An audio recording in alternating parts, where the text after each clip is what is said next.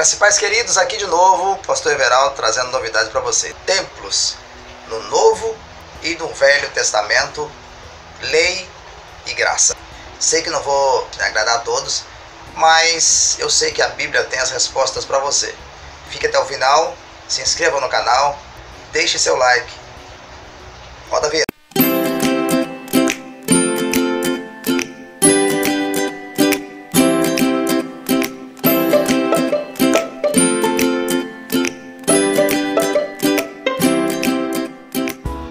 Para entendermos melhor sobre esse assunto, antes da construção do tabernáculo, Moisés já havia construído uma tenda para que ele e Deus estivessem próximos e ele tivesse um pouco de privacidade no deserto para falar com Deus. Se você quiser dar uma meditada, você vai ler em Êxodo 33, verso 7. Moisés constrói uma tenda e põe o nome de Tenda do Encontro. Muito interessante que logo depois o próprio Deus vê a necessidade de vir para próximo do povo, porque aquele encontro de Deus com Moisés só era Moisés, e Deus queria ter um encontro com os demais. Então Deus faz com que Moisés constrói um tabernáculo, e nesse tabernáculo a presença do Senhor estivesse continuamente no meio do arraial, as tendas em voltas, as tribos todas em voltas e Deus no meio. Porque Deus sempre quis ou quer estar no meio do povo dele.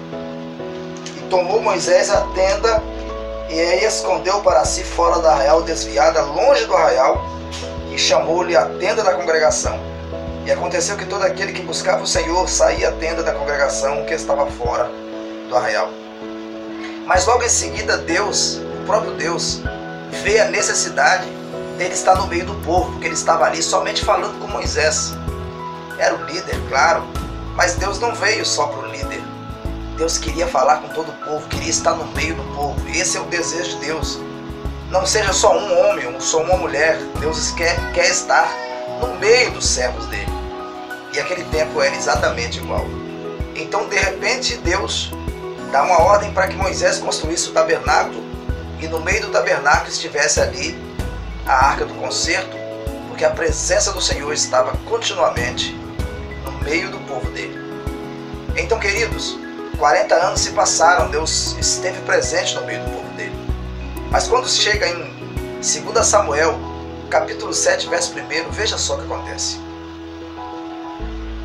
E sucedeu que, estando o rei Davi em sua casa, e que o Senhor lhe tinha dado descanso de todos os seus inimigos em redor, disse o rei ao profeta Natã: Olha, eu moro em casa de cedros e a arca de Deus mora dentro de cortinas.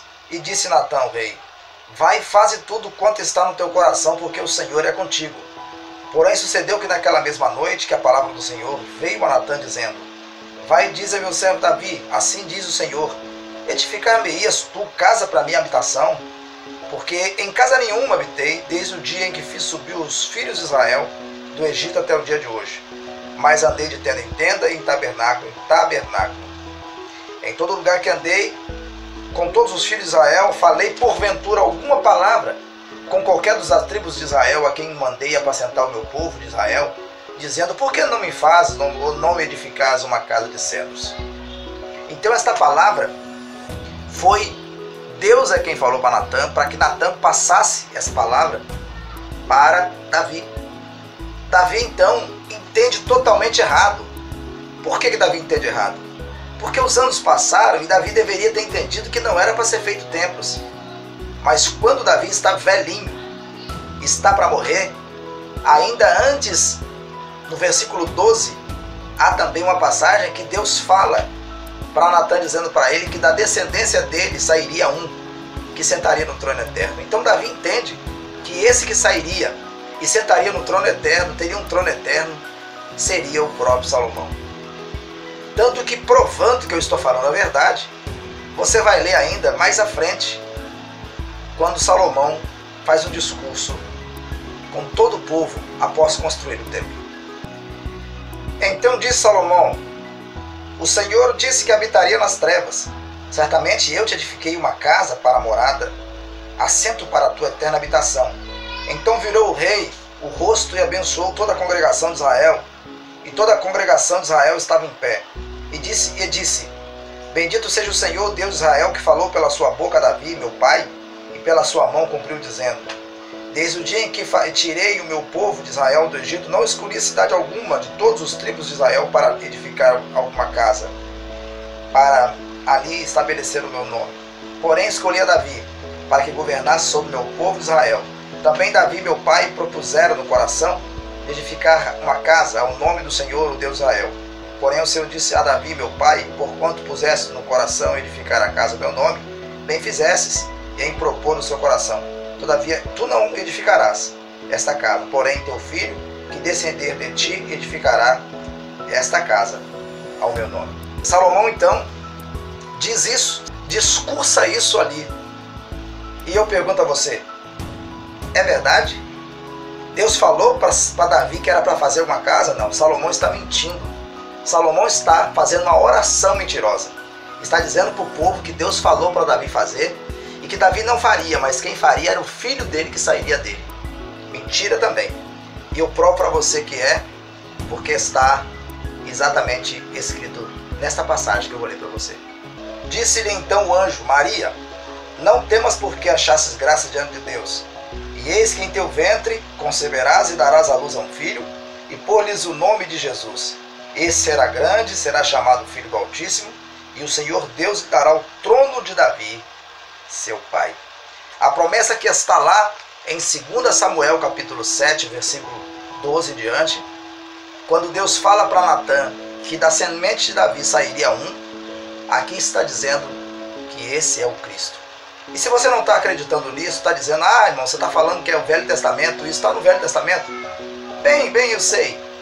Mas eu vou para o Novo Testamento, porque aqui já é novo, aqui é Lucas.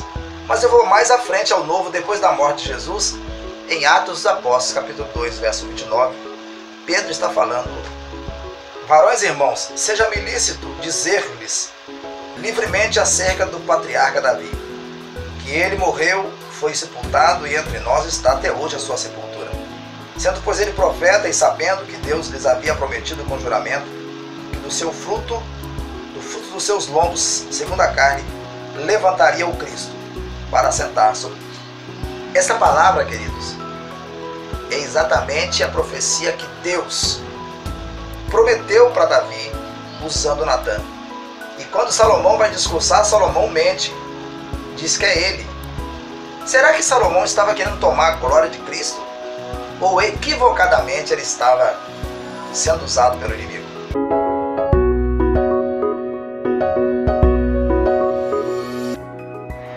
Bom, querido, na verdade, Deus não mudou e jamais irá mudar.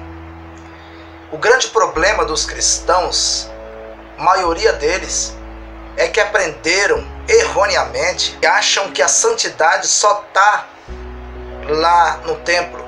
Acham que só vai santificar a vida deles estando dentro do templo, ou seja, só no dia que estão no templo. E aí eu vejo uma palavra de Jesus quando ele estava no poço com a mulher samaritana, que ela pergunta onde deveríamos adorar. Se era no templo de Jerusalém, se era no monte. E Jesus diz para ela que a hora vinha, e a hora já era. Ele disse: a hora vem e já é, em que os verdadeiros adoradores adorarão o Pai em espírito e em verdade. Ele diz assim: o Pai é espírito, e importe quem os que adorem em espírito e em verdade.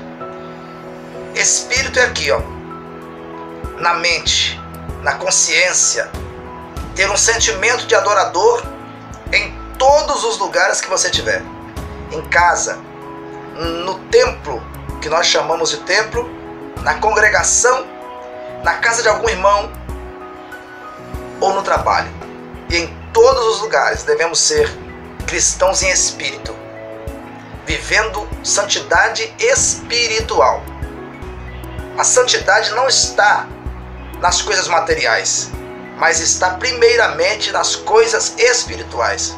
Uma consciência limpa, uma mente limpa para adorar a Deus, servindo ao Senhor de todo o seu coração. Amém? Não deixe sua congregação, continue servindo ao Senhor juntamente com os irmãos ali. Mas mude o seu conceito, o seu jeito de servir a Deus. Ok? o templo é você.